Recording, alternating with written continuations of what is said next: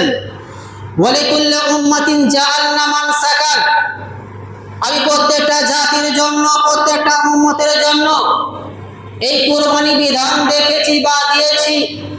হযরত আদম আলাইহিস সালাম থেকে নিয়ে হযরত মুহাম্মদ মুস্তাফা সাল্লাল্লাহু আলাইহি ওয়াসাল্লাম পর্যন্ত এই কুরবানি বিধান আমি চালু করে রেখেছি।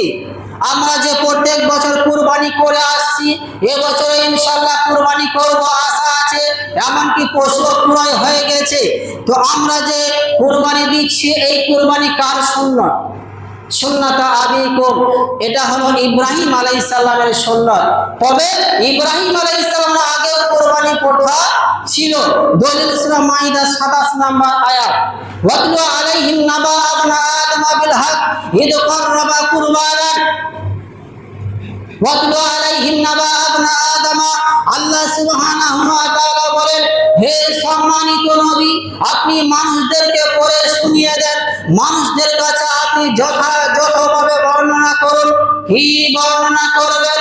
বর্ণনা করবেন আদম আলাইহিস সালামের দুই ছেলে হাবিল ও কাবিল যে কুরবানি করেছিল, মর্মে যে ঘটনা রয়েছে, সেই ঘটনা মানুষদের কাছে তুমি উপস্থাপন করো, মানুষদেরকে পড়ে শুনিয়ে দাও। ঈদ কররাবা কুরবানান ফাতুকবিলা মিন আহাদিহিমা, যখন তারা উভয়ে কুরবানি করলো, কুরবানি পেশ করলো, তখন তাদের মধ্যে একজনের কুরবানি কবুল হলো আর একজনের কুরবানি কবুল হলো না। অর্থাৎ হাবিলের কুরবানি কবুল হলো আর কাবিলের কুরবানি কবুল হলো না। আদম আলাইহিস সালামের স্ত্রী মা হাওয়া, এর গর্ভে জোড়া জোড়া সন্তান জন্মগ্রহণ করত। একটা ছেলে সন্তান আর একটা মেয়ে সন্তান জন্মগ্রহণ করত। তখন এটা জায়েজ ছিল বা চালু ছিল যে প্রথম গর্ভে যে মেয়ে সন্তানটা জন্মগ্রহণ করত, এর বিয়ে দেওয়া হতো বা বিবাহ দেওয়া হতো। দ্বিতীয় গর্ভে যে ছেলেটা জন্মগ্রহণ করত, তার সাথে বিবাহ দেওয়া হতো। আর দ্বিতীয় গর্ভে যে মেয়েটা জন্মগ্রহণ করত, তার বিয়ে দেওয়া হতো। প্রথম গর্ভে যে ছেলেটা জন্মগ্রহণ করত, এর সাথে বিবাহ দেওয়া হতো। তো কাবিলের সাথে যে মেয়েটা জন্মগ্রহণ করেছিল, তার নাম হলো আকলিমা। তার নাম কি বললাম? আকলিমা। এই আকলিমা দেখতে সে খুবই সুন্দর ছিল, সুন্দরী ছিল, দেখতে খুবই ভালো ছিল। আর হাবিলের সাথে যে মেয়েটা জন্মগ্রহণ করেছিল, তার নাম হলো লিউজা। এই লিউজা দেখতে খুবই খারাপ ছিল, কালো ছিল, বিশ্রী ছিল, ময়লা ছিল, দেখতে সে ভালো ছিল না। এরপর যখন তাদের বিয়ের বয়স হয়ে গেল, তখন আদম আলাইহিস সালাম তাদের নিকটে, তাদের কাছে বিয়ের প্রস্তাব রাখলেন যে কাবিলের সাথে যে মেয়েটা জন্মগ্রহণ করেছে, অর্থাৎ আকলিমা, এই আকলিমার বিয়ে হবে হাবিলের সাথে। আর হাবিলের সাথে যে মেয়ে জন্মগ্রহণ করেছে, অর্থাৎ লিউজা, এই লিউজার বিয়ে হবে কাবিলের সাথে। কাবিল তখন সঙ্গে সঙ্গে নাকচ করে দিল, অস্বীকার করে দিল, হে আমার আব্বা, এই বিবাহ আমি করতে পারবো না, আমি লিউজাকে বিবাহ করতে পারবো না। লিউজা দেখতে খারাপ, ময়লা, কালো, বিশ্রী, তাকে আমি বিবাহ করবো না, আমি বিবাহ করব আকলিমাকে। এই নিয়ে তাদের মধ্যে দলাদলি শুরু হয়ে গেল, ঝগড়া বিবাদ শুরু হয়ে গেল। তখন আদম আলাইহিস সালাম তাদের ঝগড়া দূর করার জন্য তাদের উভয়কে বললেন, হে হাবিল ও কাবিল, তোমরা উভয়ে কুরবানি করো।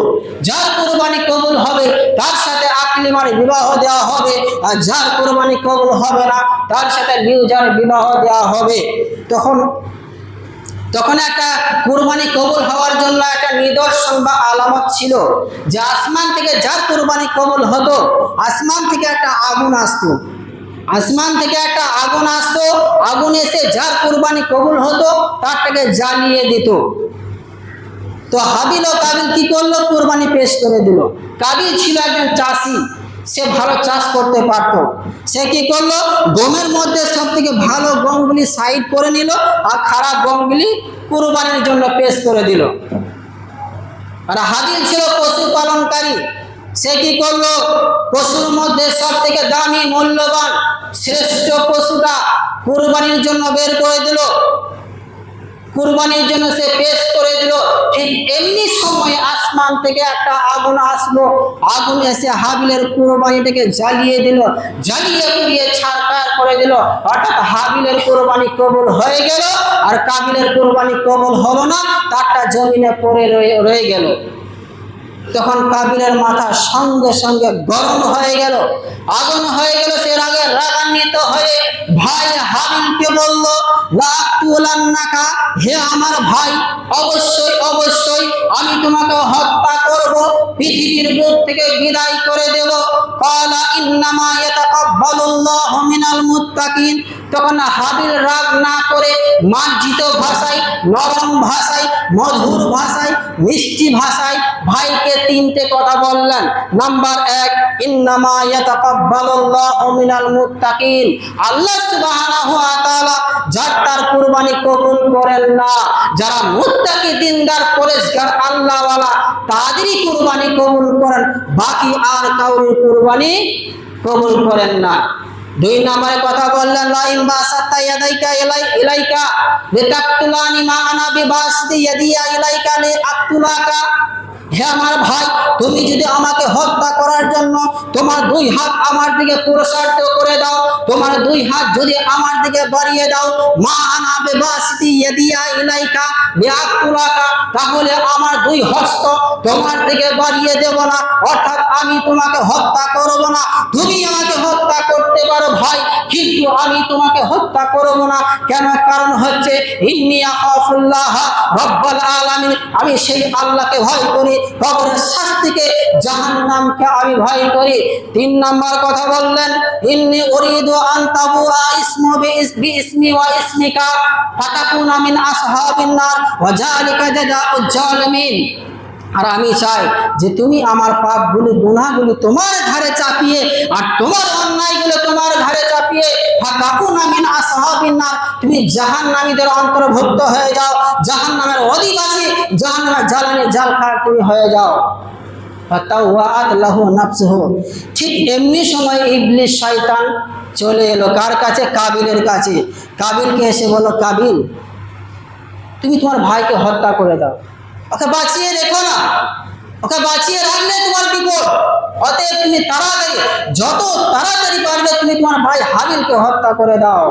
কাবিল তখন সঙ্গে সঙ্গে ভাইকে হত্যা করে দিল।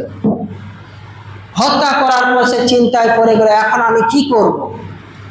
এখন আমি কি করব? এই লাশটাকে আমি নিয়ে কোথায় যাব? কোথায় রাখবো এই লাশটাকে?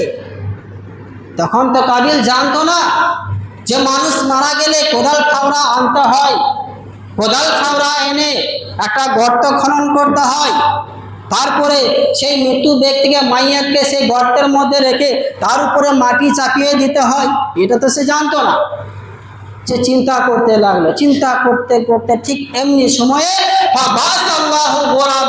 আল্লাহ সুবহানাহু ওয়া তাআলা 2টি কাককে এই পৃথিবীর বুকে পাঠিয়ে দিলেন। 2টি কাককে এই পৃথিবীর বুকে পাঠিয়ে দিলেন।